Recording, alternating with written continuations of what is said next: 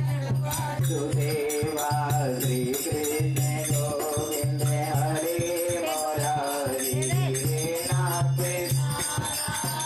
वासुदेवा हे नाथ नारायण वासुदेवा हे नाथ नारायण वासुदेवा हे नाथ देवा हे नाथ नारायण वासुदेवा श्री कृष्ण गोविंद हरे मुरारी हे नाथ वासुदेवा श्रीमन्नारायण नारायण नारायण भजमन नारायण हरि नारायण नारायण नारायण हरि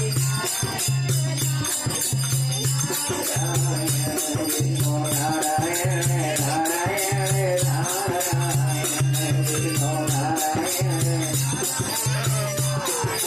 नारायण जो नाम जपते हैं नारायण जो हे मात पिता तुल नारायण अपने तुल नारायण श्रीमन्नारायण नारायण नारायण भजमन नारायण नारायण बोल श्रीमन्नारायण भगवान की वृंदावन बिहारी लाल की कृष्ण जी के रक्षक हो हनुमान जी लइके गदा चहुर से ध्याओ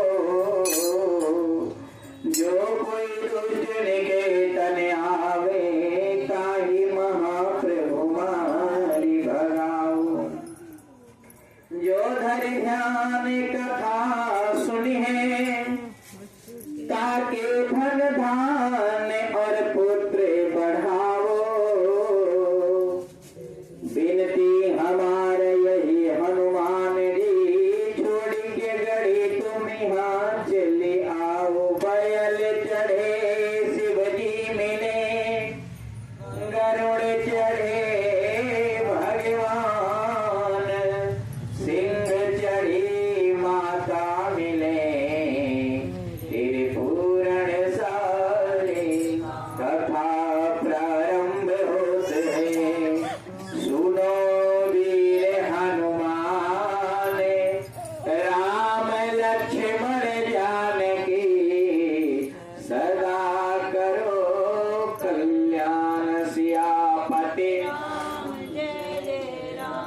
मेरे प्रभु राम बोल गोविंद भगवान की बोल कार्तिक महात्म की बोल तुलसा महारानी की जय। कार्तिक के मास पावन पवित्र कथा में कल आप लोगों ने बड़ा सुंदर भाव श्रवण किया। श्री सुखदेव भगवान कहते हैं नारद जी राजा पृथु से कहते हैं राजा पृथु जी ने प्रश्न किया कि हे प्रभु मनुष्य के जीवन में भक्ति किस प्रकार की होनी चाहिए। क्या मनुष्य अपने जीवन में कितना भगवान की चिंता, क्या मनुष्य सब कुछ छोड़ करके भगवान के शरण में लग जावे जभी कल्याण होगा। नारद जी ने कहा नहीं, अगर आप गृहस्थी हो घर बसाए हो तो आपको सब कुछ त्याग करके भगवान के शरण में जाने की आवश्यकता नहीं है, क्योंकि सब कुछ त्याग करके यदि भगवान के शरण में जाओगे तो भी अपराधी कहे जाओगे। क्यों? क्योंकि तुम संसार के व्यवहार को छोड़ दोगे और इतना शरण में जा नहीं पाओगे जैसे मीरा जी चली गई, इतना जा नहीं पाओगे। तो इसलिए शास्त्रों ने मना ही कर दिया। मना इसलिए कर दिया कि जब आप इतना कर नहीं पाओगे तो जितना आपसे हो सके वैसे, लेकिन फिर भी कोई सूत्र बताओ हमें।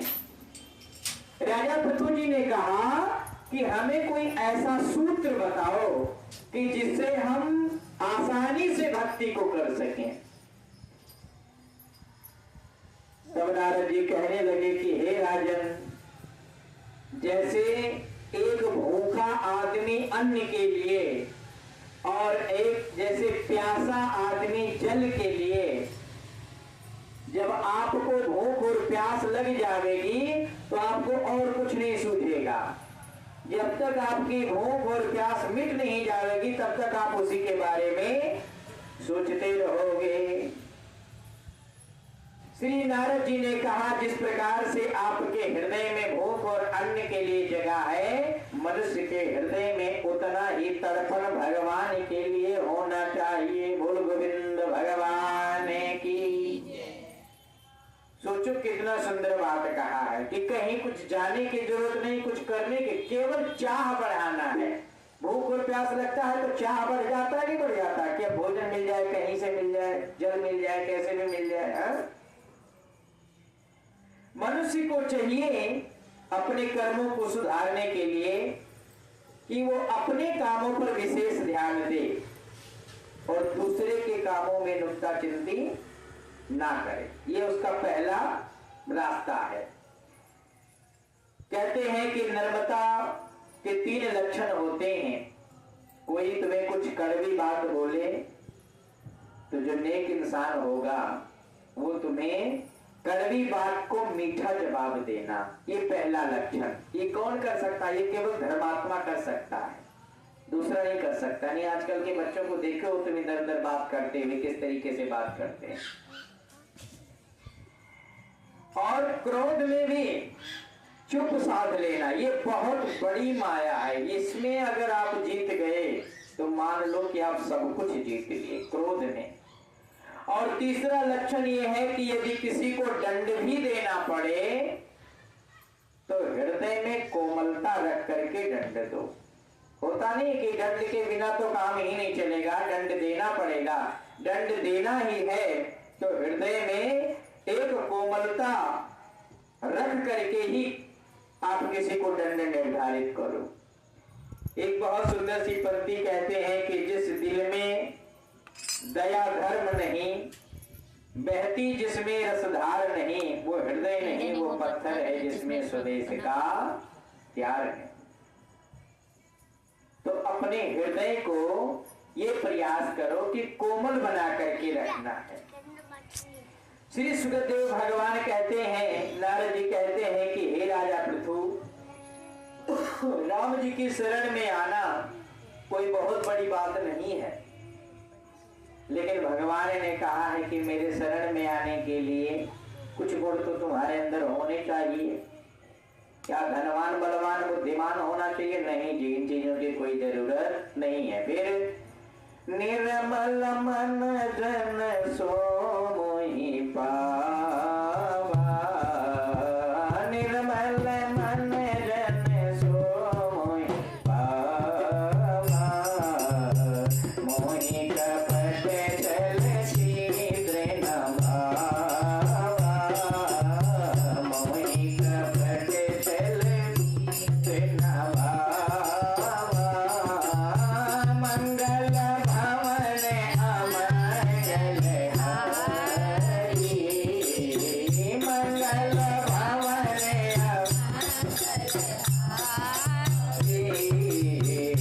बहु सुदशरथ अर्जुन बिहारी, बहु सुदशरथ अर्जुन बिहारी। कहते हैं सदैव इस प्रकार से संसार के तरने के और बड़े बड़े नियम हैं। श्री सुखदेव भगवान कहते हैं कि संसार में यदि कोई वास्तविक रूप से सुखी रहना चाहता है तो उसे आशीर्वाद के तले जीवन व्यतीत करना चाहिए। अब आप सोचो, एक कथा की बात है, लेकिन हम अपने आप से पूछें कि हम जैसे मान लो थोड़ा सा कुछ दर्द हुआ तो मेडिकल पर चले गए, दवाई ले आए, डॉक्टर के पास चले गए, दवाई ले आए, ये तो दवा हो गया। अब दूसरा सबसे बड़ा जो तुम्हारा सपोर्ट करने वाला है उसका नाम है दुआ, आशीर्वाद। अब आप अपने आप से पूछो कि आप एक दिन में कितने लोगों से आशीर्वाद ले लेते हो? कई कई लोग तो ऐसे होते हैं कि जिनको एक भी आशीर्वाद राम राम करने को मौका नहीं मिलता। सोचो बात। इसलिए कहा गया है कि रोजाना जो निःशुल्क मिल रहा है, निस्वार्थ मिल रहा है, निष्प्रेम मिल रहा है, उसका नाम है दुआ, आशीर्वाद। सदैव प्रयास करो कि दवा से ज्यादा तुम दुआ रोज खरीदो। खरीदना क्या है? जिसका पैर छूओगे वो तुम्हें आशीर्वाद ही देगा। बहुत सिंपल सी बात है।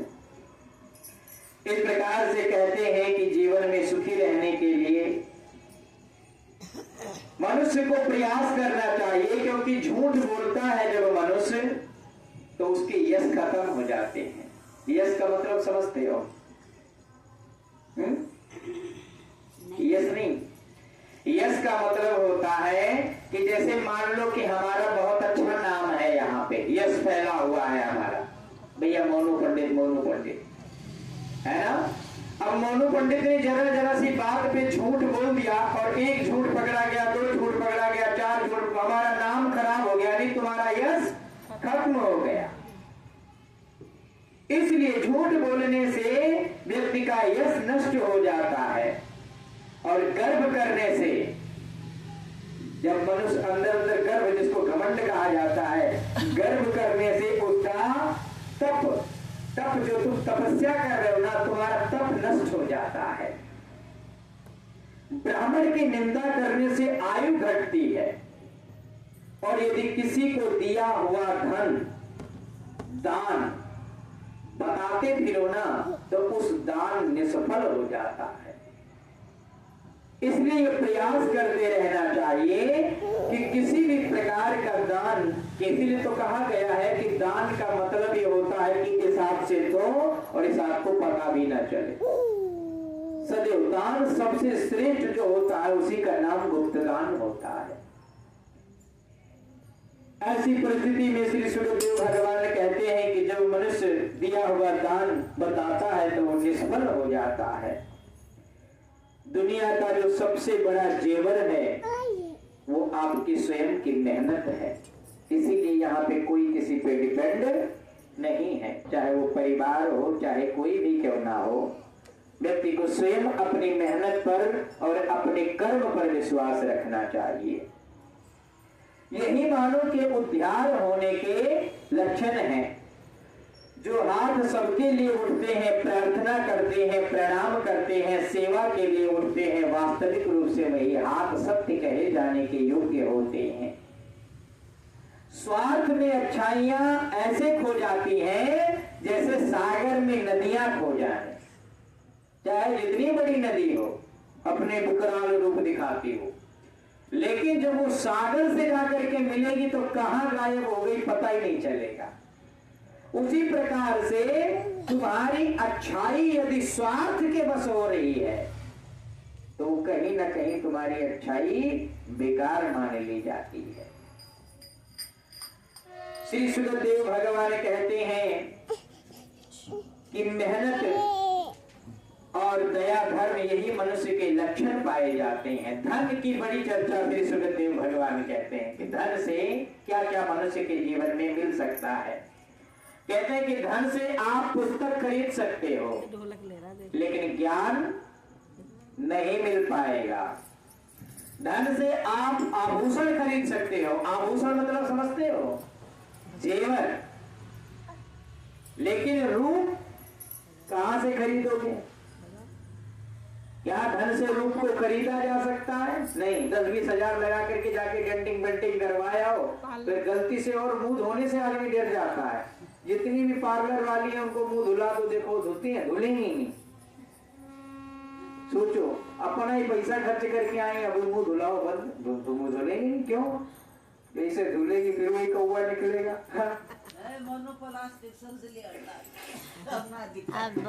बोल गोविंद भगवान की। कहते हैं कि धन से सुख मिल सकता है लेकिन आनंद नहीं मिल सकता है। कहते हैं धन से साथी मिल सकते हैं लेकिन सच्चे मित्र नहीं मिल सकते हैं। धन से भोजन मिल सकता है लेकिन भूख नहीं मिल सकता है। धन से दवा मिल सकती है लेकिन स्वास्थ्य नहीं मिल सकता है, धन से एकांत मिल सकता है लेकिन शांति नहीं मिल सकती है, धन से बिस्तर मिल सकता है लेकिन नींद नहीं मिल सकती है। सत्य से कमाया हुआ धन हर प्रकार का सुख देता है, अपने जीवन में नोट कर लो। अगर तुम सत्यता से, हम यह मानते हैं कि लोगों के नजर में तुम गरीब दिखोगे, क्यों? क्योंकि लोग केवल तुम्हारे धन, तुम्हारे कपड़े, तुम्हारे पोशाक, तुम्हारे जूता, तुम्हारी गाड़ी, तुम्हारे घर से तुम्हें पहचानते हैं। तुम कौन हो, तुम्हारे दिल क्या है, तुम्हारा हृदय क्या है, तुम्हारी कोई वैल्यू नहीं है। ये बिल्कुल तुम लिख लो बात। धन से अगर तुम बेईमानी का धन कमा करके अपने आप को दिखा भी दोगे तो वास्तविक रूप से उसकी कोई भगवान के यहाँ कोई कीमत नहीं है। लो इंसान के यहाँ कीमत है, इंसान की कीमत रखने से कोई फर्क पड़ने वाला नहीं है। छल कपट से कमाया हुआ धन से कभी व्यक्ति सुखी नहीं हो सकता, कभी भी। वो दिखावा तो जरूर करेगा, वो दिखावा खूब करेगा, लेकिन अंदर ही अंदर से उसको कोई ना कोई, कहीं ना कहीं से कलयुग की जो विचारधारा है, वो श्री सूत जी महाराज क्या कहते हैं कि किसी को आश्रय दे देने पर वो सर पे बैठने का प्रयास करता है। इसलिए ये कलयुग की विचारधारा बता रहा हूं। आदर करने पर खुशामद समझता है। यदि किसी की आदर करो तो उसको लगेगा कि ये मेरी खुशामद कर रहे हैं। विश्वास करने पर धोखा देता है 100%, और प्यार करने पर आघात करता है। ये कलयुग के लोक में बता रहा हूं आपको। और क्षमा कर देने पर, यदि आपको किसी ने कुछ कह दिया और उसके जवाब में आपने कुछ नहीं कहा, तो वो ये नहीं सोचेगा एक बार कि उसका बड़ा दिल है, उसने कुछ नहीं कहा। वो ये सोचेगा कि ये दुर्लभ है, कमजोर है, इसलिए हमें कुछ नहीं बोल पाया। क्षमा करने पर दुर्लभ समझता है। ये कथा की बात मैं तुम्हें बताता हूँ, शिव पुराण में लेकर के चलता हूँ। जब राजा दक्ष जी ने भगवान शंकर जी को गाली पे गाली देने लगे कि कैसे हो तुम मेरी सभा में आ गए, इतनी बड़ी यज्ञ चल रहा है, यहाँ पे लोग देखो कैसे आए हैं, तुम इसे मृगछाला लपेट लिए पहुंच गए, बैल की सवारी करके, कुछ पता है कि नहीं? राजा दक्ष, शिव पुराण में लिखा है कि राजा दक्ष कई बार भगवान शंकर जी को गालियां दे दिया। भगवान जी, शंकर जी की आंखें टेढ़ी हो रही, लेकिन फिर भी बिल्कुल सबर करके बैठे हैं, बिल्कुल सबर करके बैठे हुए हैं। क्यों? क्योंकि वो ससुराल में है, हंस कल के टाल रहे हैं। राजा दक्ष इस बात को भूल गया कि इनकी जरा सी आंखें टेढ़ी होंगी तो हमारा विनाश हो जाएगा। और राजा दक्ष भगवान शिव जी के दया को, क्षमा को कायरता समझ लिया और गाली पे गाली देता रहा। अंत समय भगवान शंकर जी के गण ने ही, भगवान शंकर जी को ही नहीं जाना पड़ा, अंत समय में एक बाल उठा करके पटका वीरभद्र जैसे तैयार हो, वीरभद्र ही जाकर के पूरा काम राजा दक्ष का विनाश कर दिया। बोल शंकर भगवान की। इस प्रकार से श्री सुखदेव भगवान कहते हैं, मनुष्य को जीवन में कहते हैं कि व्यक्ति को अगर किसी के पास गुण ना हो, गुण, तो उसका रूप बिल्कुल बेकार है। चाहे जितना सुंदर शोभायमान हो और आपके अंदर कोई अच्छे गुण नहीं है तो रूप तुम्हारा किस काम का। हमारे यहाँ कहा भी जाता है कि चाम से प्यार नहीं करना चाहिए, काम से प्यार करना चाहिए। चाम का क्या भरोसा। कहते हैं विनम्रता ना हो तो विद्या व्यर्थ है, और उपयोग ना आवे किसी के तो धन व्यर्थ है, और साहस ना हो तो हथियार व्यर्थ है। अभी तुम्हें बंदूक दे दिया जाए और तुम्हारे हाथ में बंदूक जाके हाथ कांपने लगेगा, तो वो बंदूक बताओ किस काम की है किसी काम की। साहस ना हो तो हथियार व्यर्थ है, और भूख ना हो तो भोजन व्यर्थ है। भूख यदि नहीं है और कोई कितना भी प्रयास कर रहा करे नहीं खा, कैसे खा लोगे आप बताओ। और होश ना हो तो जोश व्यर्थ है, और कहते हैं कि परोपकार ना करने वाले का तो जीवन ही व्यर्थ है। बोल गोविंद भगवान की। कल की कथा सुनाया जाएगा, क्योंकि ये कथा छिड़ गई है, बहुत लंबी है। कल गोपाष्टमी है और गोपाष्टमी के बाद परसों आंवला नवमी। कल बताया जाएगा कि कल गोपाष्टमी में किस प्रकार से गौ माता का पूजन करना चाहिए, गौ माता के चरण क्या हैं, कैसे कैसे बताए जाएंगे। गोपाष्टमी के बाद आंवला नवमी, आंवला नवमी के बाद में नगर परिक्रमा होगा जो सोमवार के प्रातः काल निकाला जाएगा, एकादशी और फिर नमामि गंगे।